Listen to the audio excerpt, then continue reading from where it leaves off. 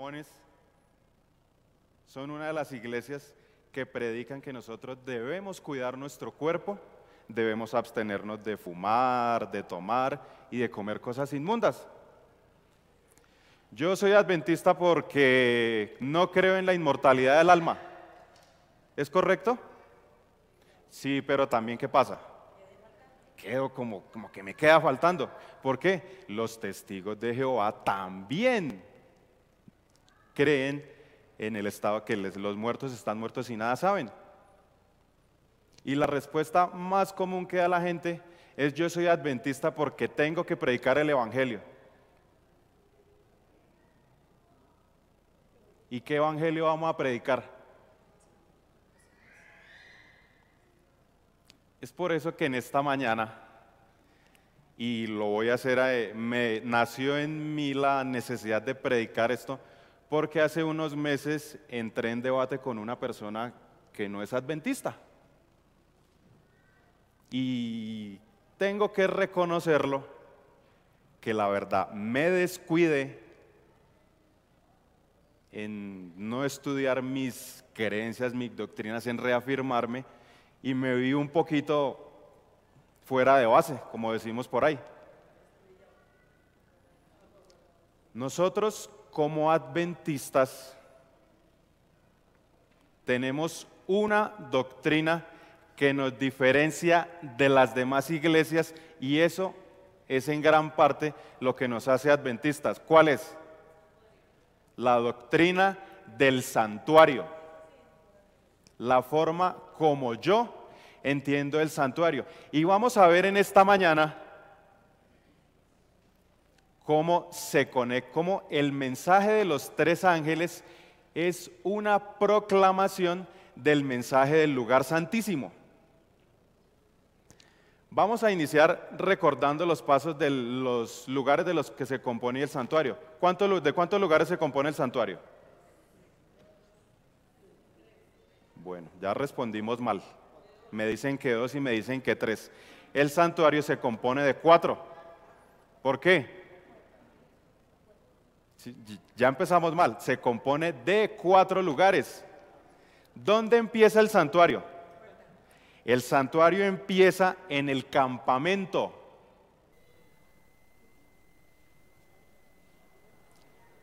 ¿Para qué fue creado el santuario o los servicios del santuario? ¿A quién beneficiaba? A los pecadores, a los que vivían ¿dónde? En el campamento. ¿Quiénes vivían en el campamento? Los pecadores. Vamos a tomar la ley de Dios, que es la norma, la ley que rige el universo. Y la ley de Dios a mí me muestra que yo soy pecador, ¿cierto? Esa ley exige que alguien viva una vida perfecta. ¿Qué es pecado? Lo dice Primera de Juan 3:4. Pecado es ¿qué? Transgresión de la ley. La ley me exige una vida perfecta que yo no se la puedo brindar. Y al yo estar en pecado, ¿qué pasa? ¿Qué dice Romanos 6:23? La paga del pecado es muerte. ¿Quién tenía que venir a vivir eso? El Señor Jesús. ¿Por qué? Porque fue nuestro creador. Entonces, Él se tomó el trabajo de venir al campamento, y como dice Juan 1:14, y el Verbo se hizo carne y habitó entre nosotros. El Verbo se hizo carne y armó su campamento, armó su carpa ¿dónde? Aquí en el campamento. Y Él vivió la vida perfecta que demanda ¿qué? La ley de Dios. Lo dice Hebreos 4:15, que tenemos un sumo sacerdote que fue tentado en todo, pero sin pecado. ¿Vamos claro hasta aquí? ¿Quién era el único que podía vivir esa vida perfecta que yo no puedo vivir? La vivió el Señor Jesús. Ahora, nos corremos al siguiente lugar del santuario. ¿Qué sigue? El atrio. ¿Qué pasaba en el atrio? En el atrio se sacrificaba el cordero. Entonces, Jesús vino a vivir la vida perfecta que yo no puedo vivir, que la ley me exige. Y así como la ley exige una vida perfecta, también exigía ¿qué? Una muerte. Entonces Él vino, ofreció su vida y murió por todos nosotros. ¿Vamos bien hasta ahí? Pero aquí ya surge un problema. Resulta que para la mayoría de religiones, el plan de la salvación llega ¿hasta dónde? Hasta la cruz. Yo soy salvo por gracia y hasta ahí llegué yo. El Señor Jesús ya hizo todo por mí, vivió la vida perfecta que yo no puedo vivir, murió la muerte que yo no puedo morir, entonces, listo, soy salvo. ¿Es correcto? No. La salvación incluye 4 pasos y son los mismos 4 pasos que van ¿dónde? En el santuario. Por eso es tan importante que nosotros entendamos el santuario, porque nosotros no nos podemos quedar ¿dónde? En la cruz, allá, sí, Jesús murió por mí, bueno, chévere. Vamos a pasar al siguiente lugar. ¿Qué sigue? El lugar santo. ¿A qué fue Jesús al lugar santo? Dice la hermana Elena que Jesús fue al lugar santo a derramar las bendiciones sobre aquellos por los cuales había obrado su obra en la tierra. Fue a derramar los beneficios por los cuales vino a vivir la vida perfecta y por los cuales vino a morir. Jesús en ese lugar santo desempeña el papel de abogado, de intercesor. Y ahí es cuando yo entro en el plan de la salvación. Bueno, yo entro también desde el atrio, pero ya implica una parte en mí que es la creencia. Yo pregunto, ¿Dios me puede salvar si yo no quiero? No. Tiene que nacer en mí, ¿qué?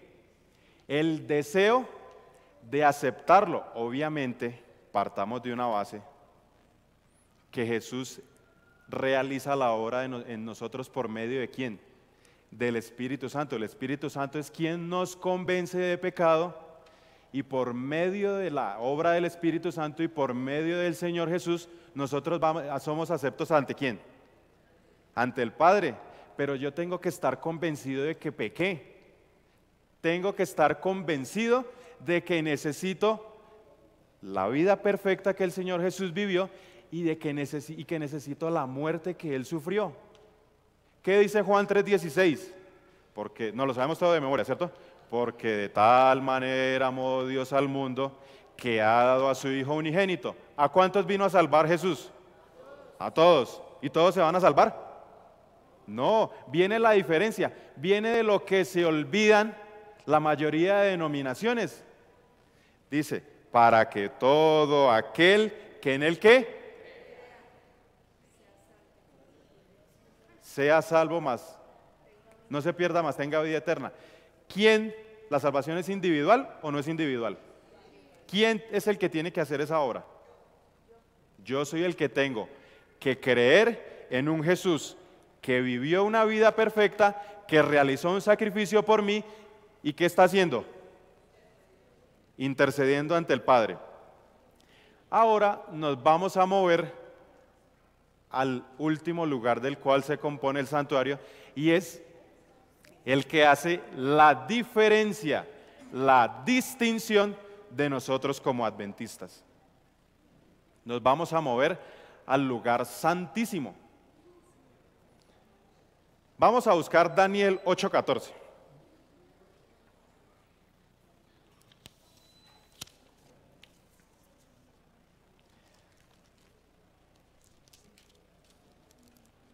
Dice, y él respondió, hasta 2300 días de tardes y mañanas, y el santuario será ¿qué? Purificado. Aquí viene la clave. ¿Por qué necesita ser purificado el santuario? Porque el santuario, cuando Jesús pasa al lugar santísimo, el que cree en Jesús, el que lo acepta como su Salvador y el que se arrepiente por contrición, el que siente un verdadero arrepentimiento, se arrodilla, Padre, por favor, perdóname, acéptame por medio de la sangre del Señor Jesús. ¿Qué pasa con ese pecado? ¿A dónde va? Al lugar santísimo. ¿Qué pasaba en el ritual del pueblo de Israel? A mañana y a tarde se sacrificaba ¿qué? Un cordero. ¿Qué pasaba con esos pecados? Al lugar santísimo todos los días. Todos los días, 364 días a mañana y tarde, entraban esos pecados allá. ¿Qué pasaba el día de la expiación? El día del Yom Kippur. Se limpiaba ese lugar. Entonces, ¿qué se hacía?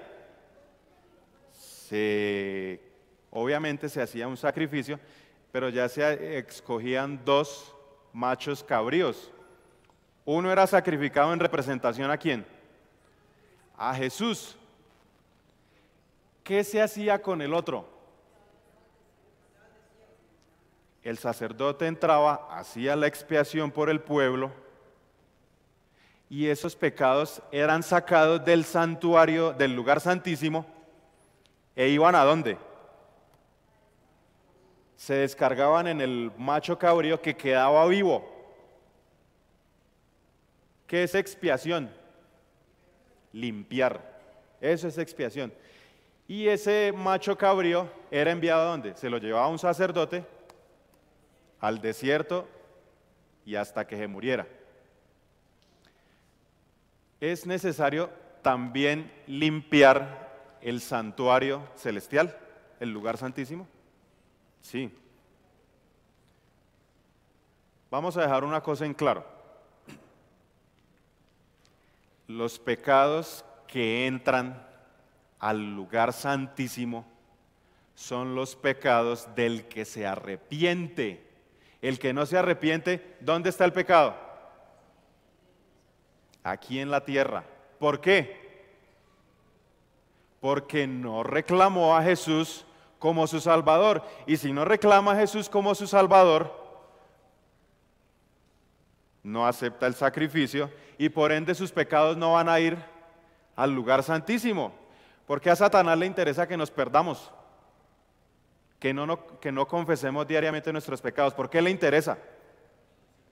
Porque resulta que a él le van a cobrar los que se salvan. La candela que a él le va a llover, y me disculpan el término, pero así es, la candela que a él le va a llover es de los que ¿qué? De los que se van a salvar, los que confesaron sus pecados, los que tienen sus pecados ¿dónde? Allá en el lugar santísimo. Los que no confesaron, ¿qué pasa? Ah, bueno, el que no confiesa sus pecados, usted mismito paga por lo que hace. ¿Y a él qué le interesa? A él le interesa, entre menos candela, mejor para él, ¿cierto? Entre más se cargue para el lado de él, es mejor, ¿cierto?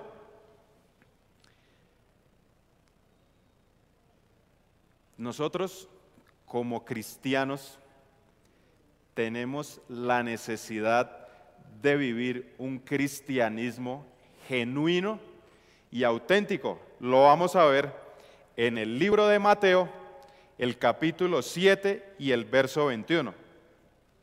Y aquí surge una pregunta. ¿Todos los cristianos son genuinos? ¿Son verdaderos? Dice,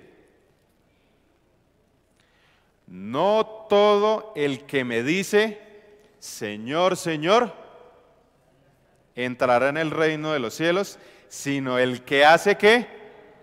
La voluntad de mi Padre que está en el cielo. En aquel día muchos me dirán, Señor, Señor, ¿no profetizamos en tu nombre? ¿En tu nombre no echamos demonios? ¿Y en tu nombre no hicimos milagros? Señor, Señor, ¿no fui un buen maestro de escuela sabática? ¿No fui un buen anciano de iglesia? ¿No fui un buen diácono o una buena diaconisa? Pero Señor, si yo tomaba Santa Cena cada 13º sábado.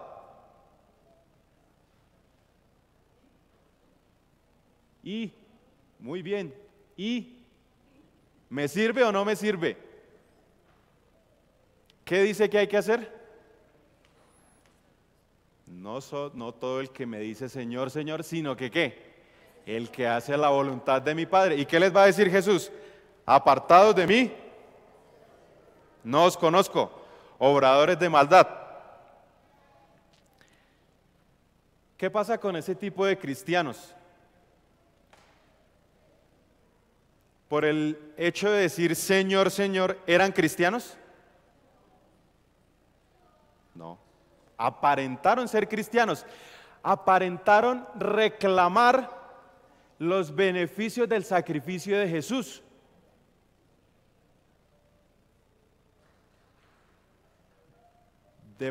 Bueno, me voy a ir un poquito y me disculpa alguno de los que está aquí, si que no es adventista, que sea católico o pertenezca a una de las iglesias nominales, que las vamos a llamar cristianas. Ese tipo de iglesias no comparten nuestra doctrina. Por ejemplo, ellos no creen en el juicio. ¿Es necesario el juicio? ¿Por qué? Primero, Dios necesita vindicar su carácter ¿ante quién? Ante el universo. ¿Por qué empezó la discordia? ¿Por qué empezó el pecado?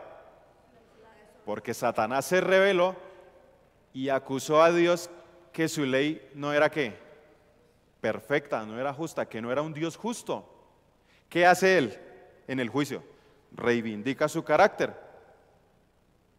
El otro propósito que tiene el juicio es que Dios demuestra ante el universo quiénes lo aceptaron realmente y quiénes no.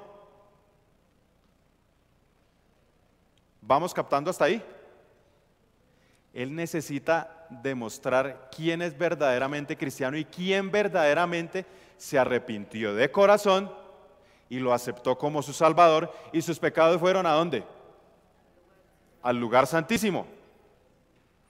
El libro de Zacarías, en el capítulo 3, en la visión que tuvo Josué, perdón, dice la hermana Elena que eso es una visión de lo que pasa en el juicio investigador. Resulta que Satanás se para ya. ¿Desde cuándo empieza el juicio investigador? ¿Desde cuándo empezó? Como cristianos entendemos, como adventistas, creemos que el juicio empezó el 22 de octubre de 1844, cuando Jesús pasó del lugar santo, ¿a dónde? Al lugar santísimo. Ahí empieza el juicio. Y es cuando son abiertos los libros y es decidido cada caso. Entonces, en esa visión, Satanás acusa a Josué, malvado, pecador. Bueno, no puedo leer la cita ahorita porque es muy extensa, pero lo acusa. Y así como lo acusó a él, lo acusa a usted y me acusa a mí. Satanás también tiene sus registros. ¿Sí sabían?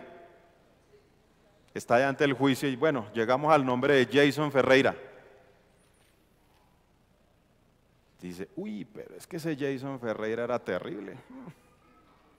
Dice, mire, el día tal, a la hora tal, hizo tal cosa, y esto, y mire, y tal, y saca su registro.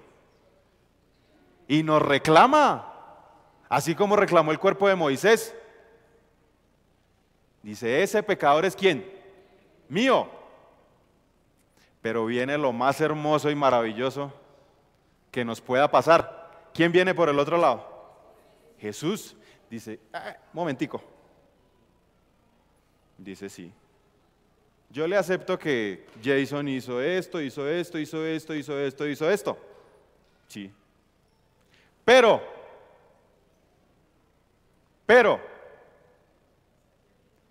lo que pasa es que Jason a cada instante se arrepentía, se arrepintió de sus pecados, sintió verdaderamente la necesidad de arrepentirse. Recordemos que el pecado, el arrepentimiento implica ¿qué? Separarnos totalmente del pecado. Ese es el verdadero arrepentimiento. Cuando yo me siento culpable y digo, estoy pecando en tal cosa, ¿y qué hago? Señor Jesús, ayúdame porque yo no puedo solo. Entonces el Señor Jesús, por medio del Espíritu Santo, hace su obra en mí y yo puedo dejar ¿qué? De pecar. Entonces Él en el juicio dice, sí, mire, hizo esto, pero se arrepintió. ¿Y sus pecados están dónde? En el santuario. ¿Por medio de la sangre de quién? De Jesús. ¿Recuerdan la parábola de los dos deudores? Dice que había un rey y cierto individuo le debía una importante cantidad de dinero. No recuerdo bien si eran 10.000 talentos, creo que era lo que dice el relato bíblico. Y era una deuda que él no podía pagar. Entonces se cumplió el plazo y el rey lo mandó llamar. Bueno, venga para acá. Usted me debe esta cifra de dinero. Ay, mi rey, yo no le puedo pagar. No, es que no tengo. No, por favor, déjeme trabajar. Yo le pago esa deuda. Compañero, ni con todo lo que usted trabaje de su vida me va a poder pagar. Y dice que el tipo le empezó a llorar, hasta que el rey se conmovió y le dijo, venga, ¿sabe qué, hermano? No me debe nada. Váyase, tranquilo, no me debe nada. Y el tipo salió corriendo, contento y jajaja. ¿Sintió arrepentimiento verdadero? No. ¿Por qué?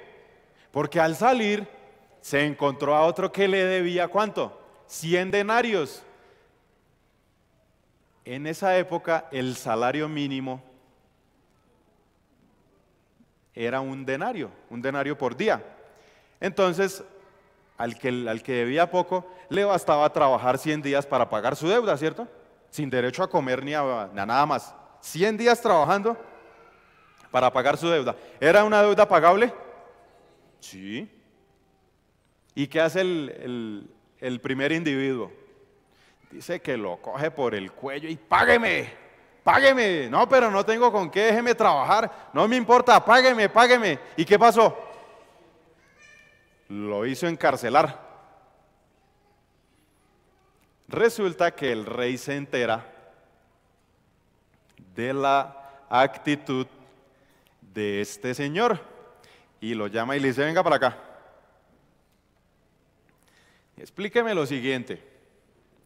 ¿Cómo es que usted tiene una deuda conmigo que no puede pagar y sin embargo yo sí lo perdono a usted? ¿Y por qué el perdón que yo le di a usted no reflejó hacia el otro? Entonces, ¿qué me quiere decir eso? Que sus lágrimas fueron lágrimas de cocodrilo. ¿Su arrepentimiento fue verdadero? No. ¿Y qué pasó? A la cárcel. ¿Por qué? Porque no le pudo pagar y era una deuda que no le podía pagar. Entonces, ¿dónde terminó? Terminó yo creo que muriéndose allá porque si no le podía pagar lo que le debía. Esta historia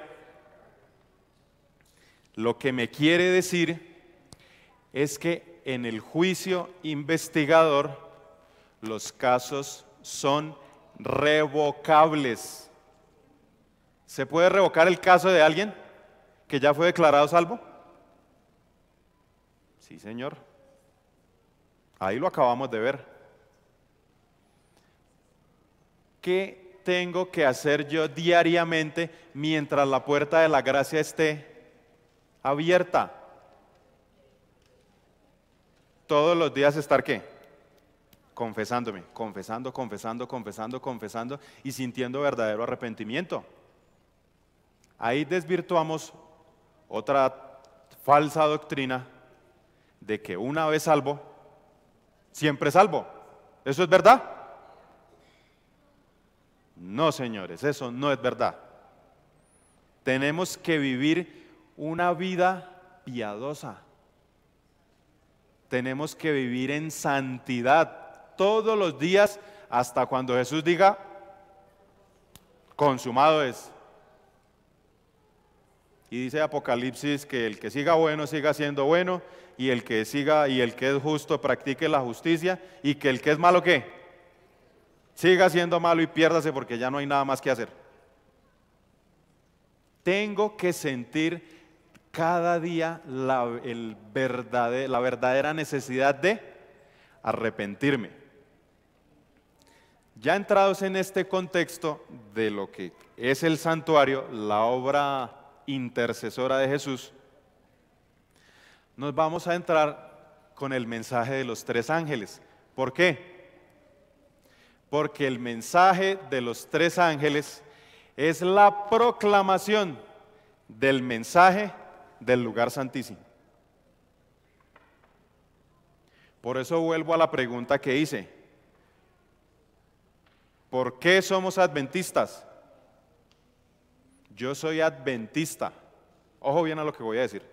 Yo soy adventista porque sí, creo en un Jesús que vino y vivió una vida perfecta, que murió la muerte que ¿qué?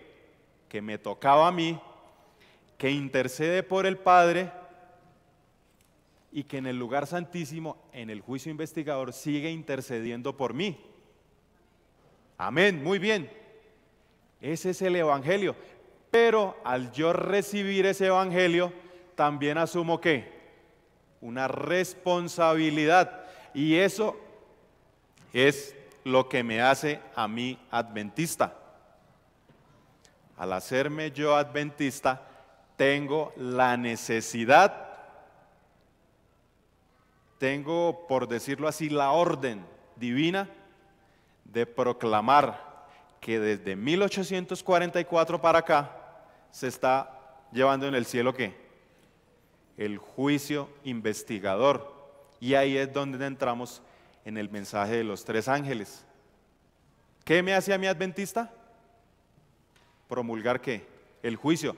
Alertar a la gente de lo que está sucediendo y de lo que va a suceder.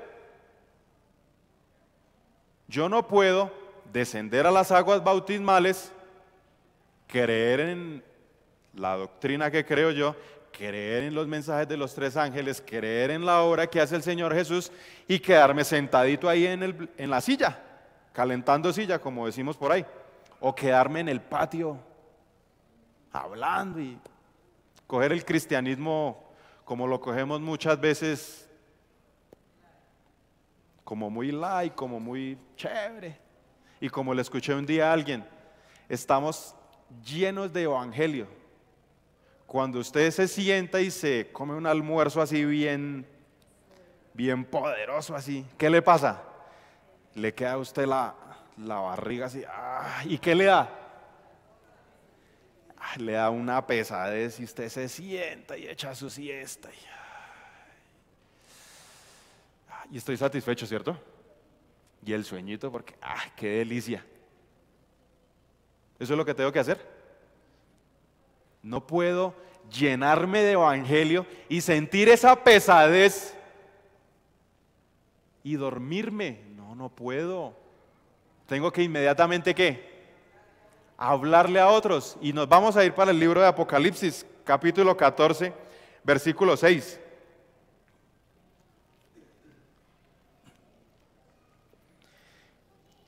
Y vamos a encontrar que las doctrinas que proclama el mensaje de los tres ángeles son las doctrinas que están en el lugar santísimo. Dice: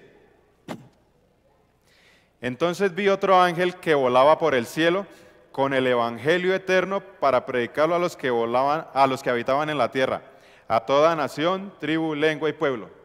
¿Cuál es nuestra misión? ¿Predicar el evangelio? ¿Cuál evangelio? Ahí dice. Ahí dice el evangelio que tenemos que predicar. Decía a gran voz, si quieren, teman a Dios. ¿Dice ahí eso? Es una orden imperativa. Temed a Dios.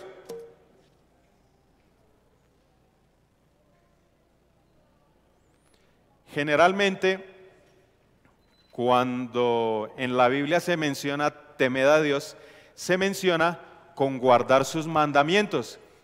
Eclesiastés 12, 13, 14 nos da una vislumbre de eso.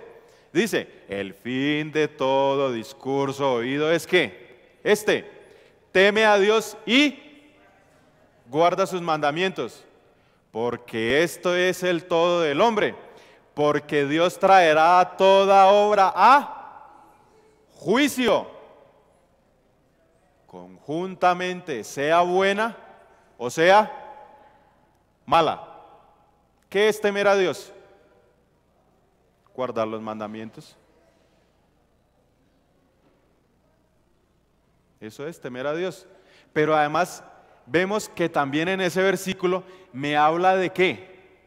De un juicio. ¿Por qué las demás denominaciones no creen en el juicio? Porque no les interesa. ¿Y por qué Satanás los mantiene engañados? Porque a él no le interesa que nosotros creamos en un juicio. A él no le interesa eso.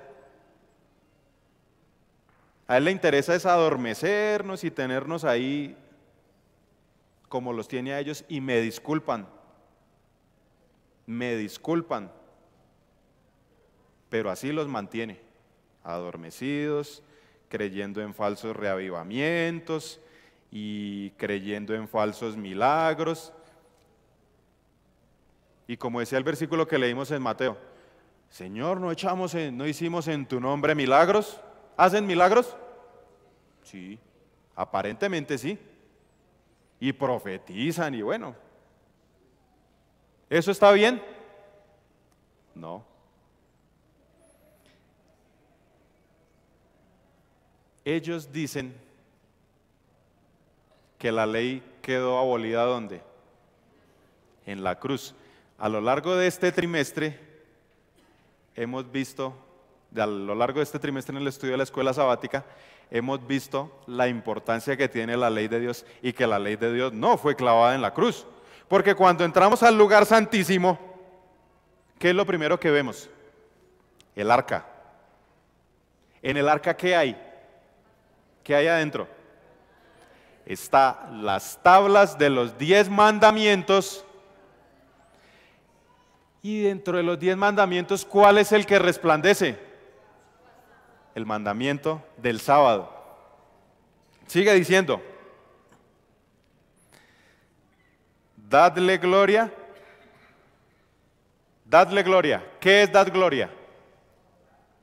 Resulta que dar gloria es cuando yo acepto el carácter de Jesús y por medio de la obra del Espíritu Santo, ¿soy qué?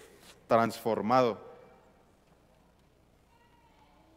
Entonces, esa transformación que el Señor Jesús realiza en mí es reflejada ¿hacia quién? Hacia el mundo. Nosotros somos lunas, Dios es el sol. ¿Qué hace la luna? ¿Reflejarle la luz a quién? ¿Reflejar la luz del sol a quién? Al mundo. Nosotros somos lunas. ¿Puedo yo dar algo que no he recibido? No. ¿Qué pasó con Moisés cuando descendió del monte con las 2 tablas de piedra? Decían que el rostro venía ¿cómo? El rostro brillaba, resplandecía. ¿Por qué? Porque estaba en la presencia ¿de quién? De Dios. Estuvo en comunión con Dios. ¿Puede dar gloria? Claro, cuando yo estoy en comunión con Dios, soy transformado y reflejo ¿qué? El carácter de Dios a los demás. Sigue diciendo, porque la hora de su juicio ha llegado. La hora del juicio o el juicio me lleva también a tocar una doctrina, y es la doctrina del estado de los muertos. Nosotros como adventistas creemos que los muertos nada saben, y eso es lo que nos dice Eclesiastés 9:5. Dice, los vivos saben que ¿qué? Han de morir, pero los muertos nada saben, ni siquiera tienen más paga, hasta su memoria queda en el olvido. Su amor, su odio y su envidia perecieron ya, y nunca más participan en nada de lo que se hace debajo de ¿qué?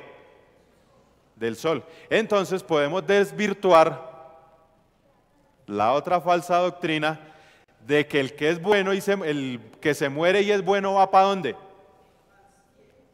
Para el cielo. Y el que es malo, entonces como fue malo se va para el infierno. Y el que fue así como que ahí medio, ¿para dónde va? Para el purgatorio, y hace un curso remedial, y pues dependiendo de cómo le vaya en el cursito remedial, pues miramos ahí para dónde lo mandamos. ¿Es correcto? No. Si aquí me dice que el juicio empieza en 1844, antes de esa fecha, ¿se pudo haber ido alguien al cielo o al infierno? No. Y vamos a leer otro texto que nos reafirma eso, y lo encontramos en Juan 5, 28 y 29. Nos va a reafirmar la necesidad que tenemos nosotros de comparecer ante el juicio. Juan 5, 28 y 29.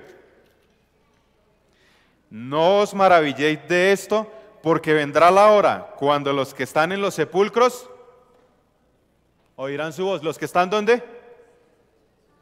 En el sepulcro. Y los que hicieron bien resucitarán para vivir, pero los que hicieron mal resucitarán ¿para qué? Para condenación. Vamos a ir rápidamente a Mateo 16, el verso 17. Mateo capítulo 16, verso 17.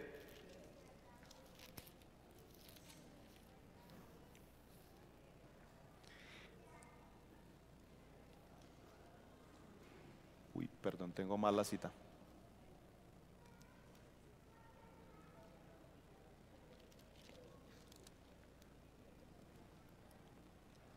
Bueno, no, vamos a obviar esa porque no creo que la copié mal. Pero es una cita que me dice, o en las que hemos estudiado, ¿hay la necesidad de un juicio? Tenemos necesariamente que pasar ¿por dónde? Por un juicio. ¿Quiénes tienen que pasar por el juicio? Los muertos y los vivos, todos. ¿Con quién empieza el juicio investigador? Con los muertos. ¿Y dónde va a terminar? Con los que queden vivos para el último tiempo.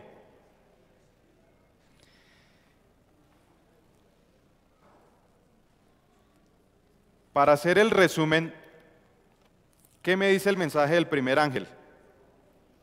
Dice, teme a Dios, guarda los mandamientos, guarda el sábado, dad gloria. ¿Refleja qué? El carácter, porque la hora del juicio ha llegado. Ahí en ese versículo encuentro las doctrinas que están en el santuario, en el lugar santísimo. La ley de Dios, el sábado, el estado de los muertos, porque cuando Jesús entra al lugar santísimo, entra es al juicio. Nadie se puede haber muerto antes del juicio. La otra cosa o el otro elemento que encontramos en el arca es ¿qué? El jarro con maná. ¿Por qué fue dado el jarro de maná? ¿O por qué fue puesto allí? Resulta que el jarro de maná representa la reforma pro salud. ¿Por qué le dio Dios a Israel el maná? Ya les había dicho que podían comer ciertas carnes, pero el plan original ¿cuál era? No comer. Por eso cuando Dios creó a Adán, no le dijo comas de todos los animales que ve aquí. ¿Qué le dio? Fruticas, verduritas y una dieta como debe ser. Ese jarrón del maná representa la reforma pro salud y me indica que yo debo cuidar mi cuerpo,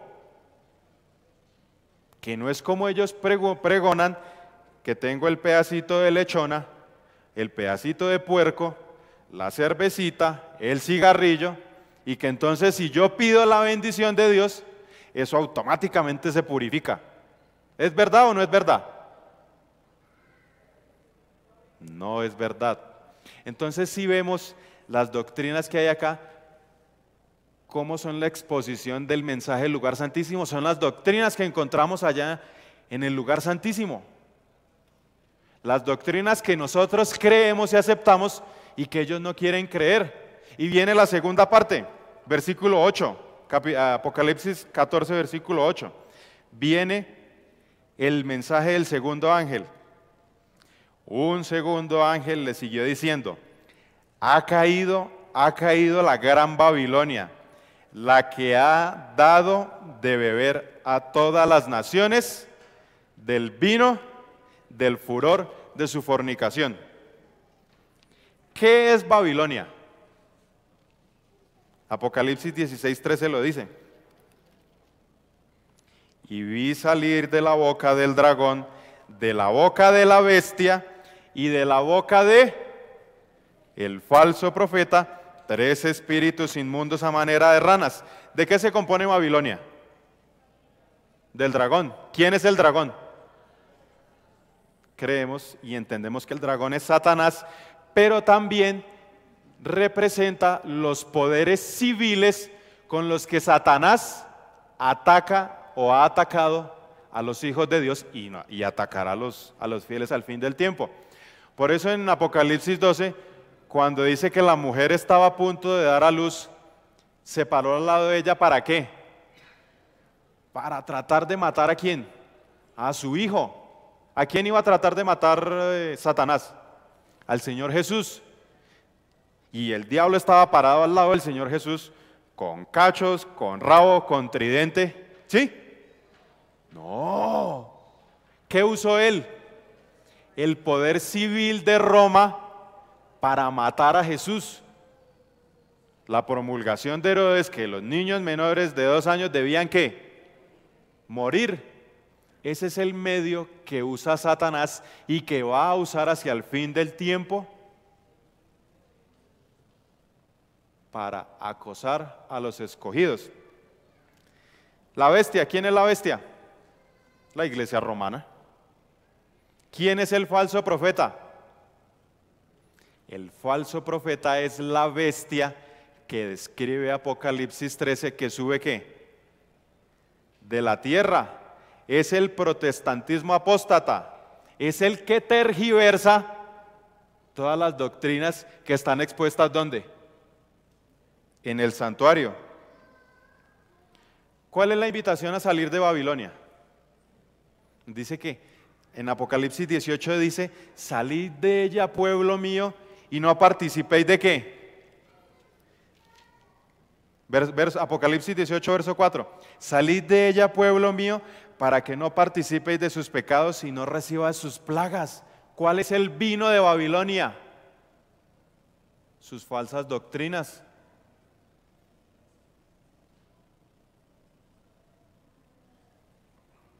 La ley quedó clavada en la cruz. El sábado, por ende, no lo guardo el domingo. La reforma pro salud, no existe. Yo puedo comer lo que quiera y le echo a la bendición y listo. Los muertos, muy bien, vamos bien. Los muertos, el que fue bueno, ¿para dónde va? Para el cielo, y el que fue malo se va ¿para dónde? Y el que fue así como más o menos para el purgatorio, ¿cierto? Ese es el vino del furor de su fornicación, el que la Iglesia Católica, me disculpan nuevamente los que sean católicos o sean de otras religiones, ese es el vino que la Iglesia Católica le dio ¿a quién? A todas esas iglesias. Y si nos ponemos a analizar, ese mundo cristiano es la Iglesia Católica, porque hacen todo lo que hace la Iglesia Católica. Adoran en domingo, comen lo que quieren, no guardan la ley de Dios, no guardan el sábado. ¿Recibieron ese vino? Sí, señores. ¿Cuál es la invitación? Salgan. ¿Por qué? Porque resulta que allá en Babilonia hay cristianos verdaderos. Por eso hay un versículo en Juan, no lo recuerdo ahorita, pero Jesús dice que tengo ovejas ¿dónde? En otro redil que me es necesario traer. Hay gente engañada allá, pero que verdaderamente adora a Dios. Y por amor a esa gente, claro, y por amor a todos los demás, ¿no? Claro, también tenemos que predicarle a buenos y malos. Pero por amor a ellos es que hay que predicar ese mensaje. Hay que invitarlos ¿a qué? A salir. ¿De dónde? De Babilonia. Y termino con el tercer mensaje. Dice, verso 9, y un tercer ángel lo siguió diciendo a gran voz, si alguno adora a la bestia y a su imagen y recibe su marca en su frente, ¿qué es la marca? El falso día de reposo. ¿Cuál es el verdadero día de reposo? Me lo dice el mensaje del primer ángel. El sábado, y el sábado también está ¿dónde? Allá en la ley de Dios que está en el lugar santísimo. ¿El falso día cuál es? El domingo. Dice, si recibe su marca en su frente o en su mano, ojo bien a lo que sigue acá, este beberá del vino de la ira de Dios, vaciado puro en la copa de su ira, y será atormentado con fuego y azufre ante los ángeles y ante el Cordero, y el humo de su tormento sube para siempre jamás, y los que adoran a la bestia y a su imagen, y los que reciben la marca de su nombre, no tienen reposo de día ni de noche. ¿Cuántos creen que esto es un mensaje de amor? ¿Y los que no levantaron creen que es un mensaje de odio? Los mensajes de amor no son, ay, mi amor, te quiero, te amo. No son. Los mensajes de amor o el mensaje de amor de Dios nos llama a aceptarlo y a huir ¿de dónde? De Babilonia. Ese es el mensaje de amor. Dios no quiere que ninguno se pierda, sino que procedamos todos al arrepentimiento. Hay que salir de Babilonia. Hay que proclamar al mundo que hay un juicio investigador, que hay unas doctrinas en el lugar santísimo y que hay un mensaje de los tres ángeles que yo, al hacerme adventista, debo predicar. Debo terminar. Quería leer una cita del Espíritu de Profecía que no alcanzo a leer, me hubiera gustado alcanzarla a leer, pero tiene que ver con todo eso y una visión que recibió la hermana Elena de White. Y tiene que ver, lo voy a resumir rápido, que hay dos grupos en el lugar santo, uno arrodillado, adorando verdaderamente a Dios, y ese grupo, cuando Jesús abre la puerta del lugar santísimo, pasa con él al lugar santísimo. Y hay otro grupo que están de pie, están desubicados, no les interesa lo que pasa y no se dan cuenta del paso del Señor Jesús del lugar santo al lugar santísimo. Y dice que ellos son dejados en tinieblas. ¿Por qué? Porque perdieron de vista a Jesús. Y ahí es cuando Satanás entra, finge tomar el lugar de Dios y crea sobre ellos una santidad. Y les hace creer que es Dios el que verdaderamente les ayuda. Cuando verdaderamente, ¿dónde está Jesús? En el lugar santísimo.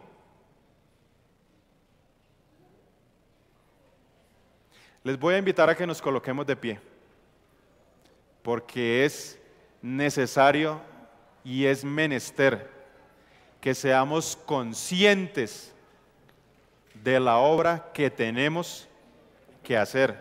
Somos mensajeros de Dios, somos llamados a dar el último mensaje de amor. ¿Dónde está el último mensaje de amor? En Apocalipsis 14.